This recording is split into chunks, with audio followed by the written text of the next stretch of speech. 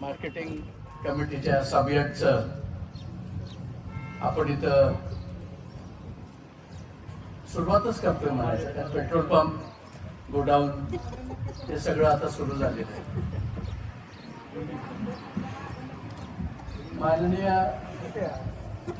माननीय रामराजे साहेब, माननीय आमदार साहेब,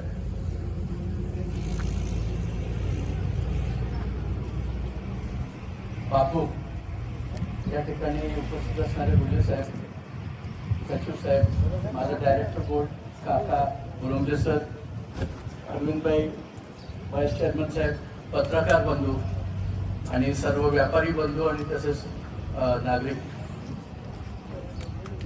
मला आज या ठिकाणी समाधान वाटते की हा पाचवा पेट्रोल पंप चालू होतोय आणि 6वा पेट्रोल पंप ऑगस्ट मध्ये चालू आहे. त्याच्यानंतर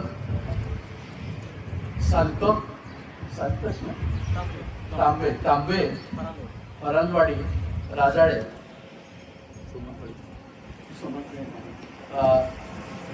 हे पंप चालू होतील आणि मग कृषी उत्पन्न बाजार समितीचं हे पेट्रोल पंपाचं पेट्रोलियम, कृषीदेव पेट्रोलियम हे वेगळं. मला आज या ठिकाणी सांगायला हवंय की या ठिकाणी आम्ही कांद्याचा व्यापार लवकरच चालू करणार आहे. शेळी मेंढीचा व्यापार देखील, बाजार देखील या ठिकाणी चालू होणार आहे. आणि हे होत असताना लोणंद MIDC मध्ये हॉटेल नाहीये हे आमच्या लक्षात आलेलं आहे आणि या पेट्रोल पंपाच्या कंपाऊंडच्या आत 3 स्टार हॉटेल आणि रेस्टॉरंट उभं करण्याचा मनोदय आमचा आहे आणि आम्हाला तशी HPने परवानगी देखील दिलेली आहे. ही फार वेगळी एक संकल्पना असणार आहे. तुम्ही म्हणाल कुठं मार्केटिंग कमिटीचं 3 स्टार हॉटेल असतं का? कारण इथं आमचे स्थैर्यवाले बसलेले तेव्हा ते म्हणतील की बाबा असतं का असं हॉटेल. मला सांगायला पाहिजे की सुरत कृषी उत्पन्न बाजार समितीचं स्वतःच्या मालकीचं 5 स्टार हॉटेल देखील आहे. आणि जर याचा विचार केला तर मार्केटिंग कमिटीला कुठूनही 5 रुपये उत्पन्न नाहीये शासनाकडून 1 रुपया अनुदान यांना येत नाही. त्याच्यामुळं यांचं भाडं हे एकमेव साधन आहे उत्पन्नाचं. आणि हे उत्पन्नाचं साधन जो मारायचा प्रयत्न करेल तो ह्या मार्केटिंग कमिटीचा शत्रू आहे असं मी समजतो. मग तो चेअरमन असो, व्हाईस चेअरमन असो, तालुक्यातला नेता असो, आमचा कोणी हितसंबंधी असो किंवा कुणी असो, 5 पैसे मार्केटिंग कमिटी भाडं कोणाचंही कमी करत नाही. त्याचं कारण असं आहे की जर तुम्हाला शेतकऱ्यांना सुविधा द्यायच्या असतील, शेतकऱ्यांचे प्रश्न सोडवायचे असतील तर मार्केटिंग कमिटीचं भाडं कमी करणे हा त्यातला मार्ग नाही. आज हा पेट्रोल पंप इथं उभा दिसतो, परंतु ह्या पेट्रोल पंपाच्या समोरचे एका ओळीतले सगळे गाळे, सगळी जमीन घेऊन टाकलेली होती मागच्या मॅनेजमेंटने. इथं 1 गुंठा सुद्धा शिल्लक नव्हता आणि रोडची फ्रंट कुठेही शिल्लक नव्हती. ती आम्ही फ्रंट परत मोकळी करून घेतली आणि घेतलीच तर कॉम्पन्सेशन देखील शासनाकडून त्याचं घेतलं. अशा पद्धतीने हा पेट्रोल पंप आज इथं उभा राहिलेला आहे. बरडचा पेट्रोल पंप, बरडची जागा 1 गुंठा सुद्धा रोडला शिल्लक नाही. अशा परिस्थितीमध्ये ते गाळे पुन्हा एकदा पाडले. 100 वर्षाच्या कराराने गाळे गेलेले होते. 150 रुपये महिना भाडं. कधी 100 रुपये व्हायचे आणि कधी 100 वर्ष पूर्ण व्हायची आणि गाळ्याचे 1 लाख रुपये कधी फिटायचे हा सगळ्यात मोठा प्रश्न होता. आणि त्याच्यातून आम्ही हा मार्ग काढला. बरडची देखील फ्रंट ओपन करून घेतली आणि बरडमध्ये सुद्धा संघर्ष करून लोकांच्या शिव्या खाऊन संबंध बोर्डाने या मार्केटिंग कमिटीचं चांगलं केलं. पलटणच्या गाळेधारकांनी किती त्रास दिला 16 सालापासून हे आम्ही भोगतोय, पाहतोय, अनुभवतोय. त्याच्यातून मार्केटिंग कमिटीचं आर्थिक नुकसान किती झालं हेही पाहतोय. आणि हे जर झालं नसतं तर मार्केटिंग कमिटी आज 5-7 कोटीच्या आसपास पुढे असते किंवा जास्ती नाही, परंतु 5-7 कोटीपर्यंत निश्चित तिचं उत्पन्न गेलं असतं. कुणी आंघोळी केल्या, कुणी संडासला गेला, कुणी भोंगळा झाला. अजून हा सगळा प्रकार जो मार्केटिंग कमिटीच्या बाबतीत झालाय तो केवळ आणि केवळ न बघवलं गेल्यामुळे झाला. कृषी उत्पन्न बाजार समिती सारखी एक छोटीशी संस्था केवळ माइंड ऍप्लिकेशनमुळे पुढे गेलेली आहे आणि माझ्या बोर्डाचं करावं तितकं कौतुक थोडं आहे. माझ्या कुठल्याच बोर्डाने कुठल्याच डायरेक्टरने मला कधीच त्रास दिला नाही. परंतु माझं पहिलं बोर्ड असं होतं की डान्स बार मध्ये उडवावेत तसे पैसे ऑफिसमध्ये उडवले गेले होते. डान्स बार मध्ये उडवावेत तसे पैसे ऑफिसमध्ये उडवले गेले. 2 गाळे विकले आणि त्याचे पैसे डायरेक्टर बोर्डात वाटले. मी परत येऊन मला अयोग्य वाटलं. मी परत आल्यानंतर संजूबाबांना ही गोष्ट सांगितली. त्यावेळेला संजूबाबा म्हटले की तिथल्या तिथं तू कांठाळ्यात का नाही मारली. ही गोष्ट घडलेली आहे आणि मी आज पत्रकारांच्या समोर ही गोष्ट बोलतो. हे सगळं थांबलं म्हणून मार्केटिंग कमिटीचं स्वरूप दिसायला लागलेलं आहे. इतक्या वर्षात मार्केटिंग कमिटी का सुधारली नाही आणि वरून त्याची मापं काढतात. मार्केटिंग कमिटीला कर्ज झालेलं आहे, मार्केटिंग कमिटीला देणं झालेलं आहे. प्रॉव्हिडंट फंडावर कर्ज घेण्याचे उद्योग आम्ही केलेले नव्हते. मार्केटिंग कमिटीच्या रामराजे ग्रॅज्युटीवर कर्ज झालेलं होतं आणि ह्या परिस्थितीमध्ये कामगारांच्या पैशावर कर्ज घेऊन ही मार्केटिंग कमिटी चालू. श्रीराम कारखान्यात तेच झालं, दत्त इंडियामध्ये नाही, पलटण शुगर मध्ये तेच झालं.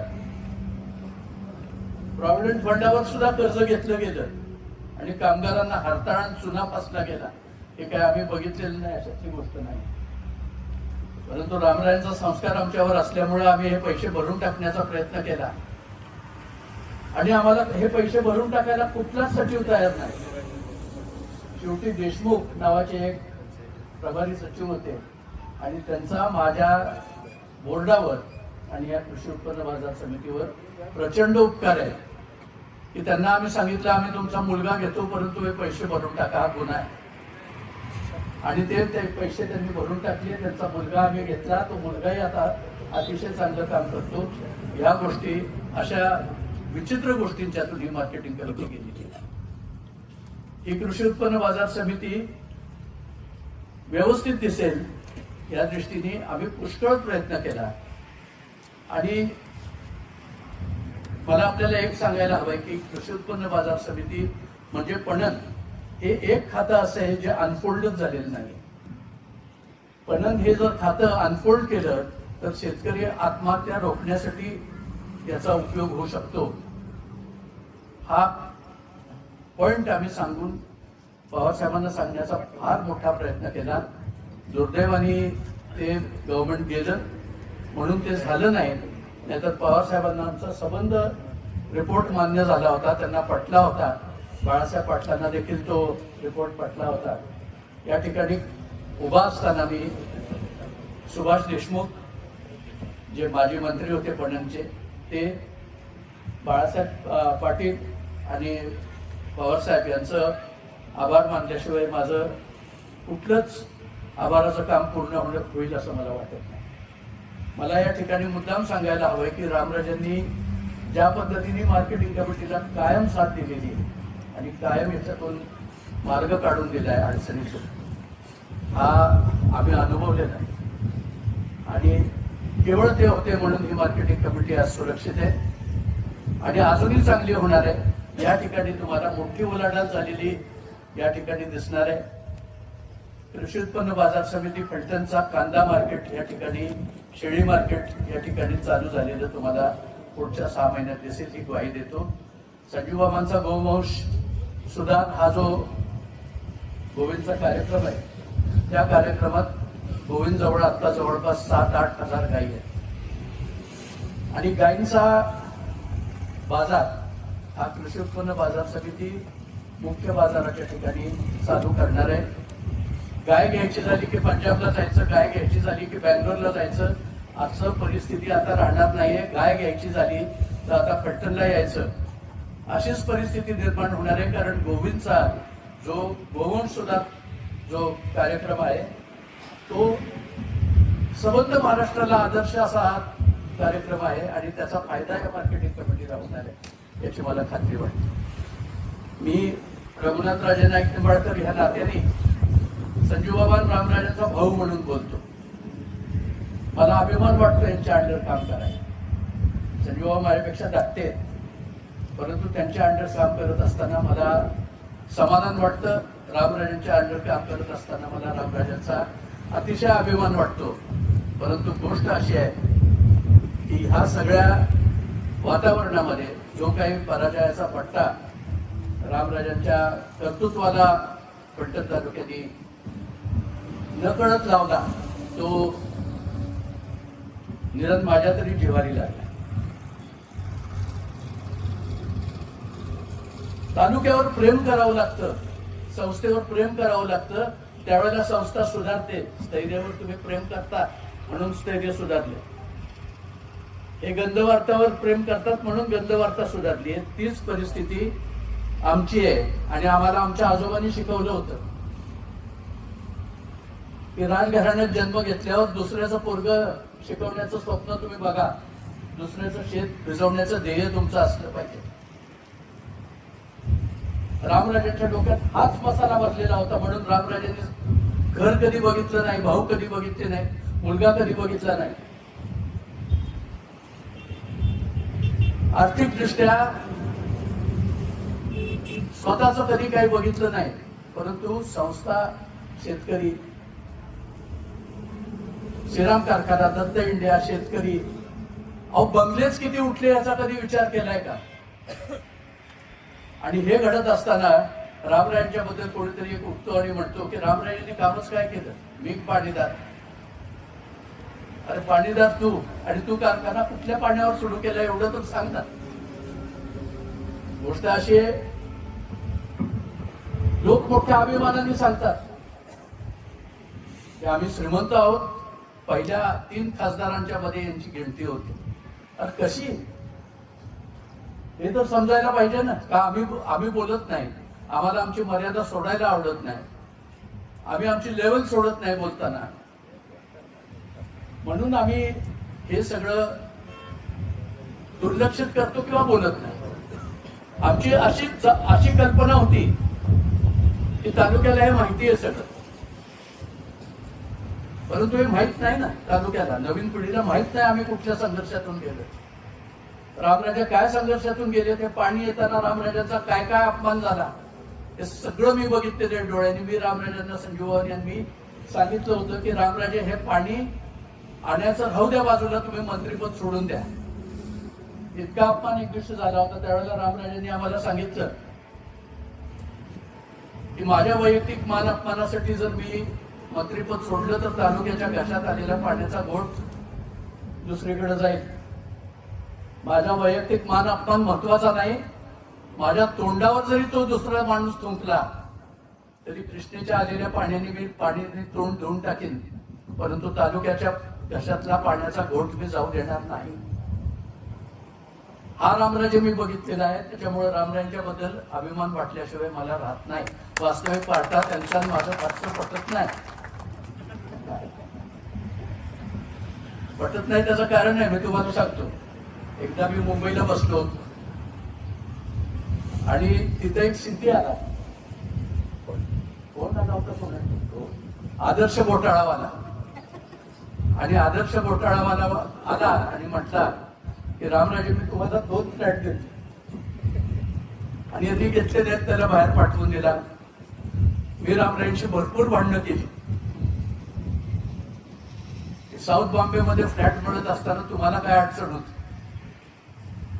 6 महिन्यात तो सिंधी जेलमध्ये गेला आणि रामराजांचा मला फोन आला, बघा तुमचं जर ऐकलं असतं तर माझं वाटोळं झालं असतं. अशा गोष्टी पुढं त्याचं काय नंतर खासदार झाला.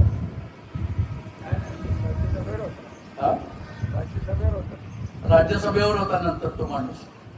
अशी परिस्थिती झाली. असे बारीक सारीक माझ्या म्हणजे घरातलेच थोडे बहुत खटके उडतात. परंतु कामात एकच पलटण तालुक्याला आज ह्या निमित्ताने सांगतो की रामराजे या तालुक्यात पुन्हा होणे नाही. मी तुम्हाला एक संजीवराजे या तालुक्यात पुन्हा होणे नाही. मालोजी राजे नाईक निंबाळकर हे थोर होते. तो एक अत्यंत चांगला राजा होता. प्रजाहित दक्ष होता. प्रजावत्सल राजा होता. परंतु तो चांगला आजोबा नव्हता. घरगुती सगळं मोडून तालुक्याला द्यायचं हेच त्यांचं धोरण होतं. त्यांनी आम्हाला एकच सांगितलं होतं, 1,06,000 एकर जमीन सगळी मिळून त्या जमिनीमधल्या एकाही कुळाला बाहेर काढलं तर माझं नाव लावू नका. झोपडपट्टीतलं कुणाचं घर पाडलं तर माझं नाव पुन्हा सांगू नका. हा संस्कार आम्हाला दिला आणि त्या पद्धतीने आम्ही जगलो. जनतेवर प्रेम केलं, संस्थेवर प्रेम केलं, कामगारांवर प्रेम केलं आणि त्या प्रेमाचा आम्हाला मोबदला असा का मिळाला हे मला अजून समजलेलं नाही. का पैसा हाच तमाशा, पैसा फेको तमाशा देखो हा तमाशा, का चीटिंग हा तमाशा, काही समजायला मार्ग नाही. परंतु एक तर आपल्याला त्या प्रवाहात सामील व्हावं लागेल. मग भरपूर पैसे खावेत ह्या सगळ्या संस्थांच्यातून आणि स्थैर्यवाल्यांना द्यावेत, म्हणजे स्थैर्यवाले आमच्यासारखे लिहितील. विषय असा आहे की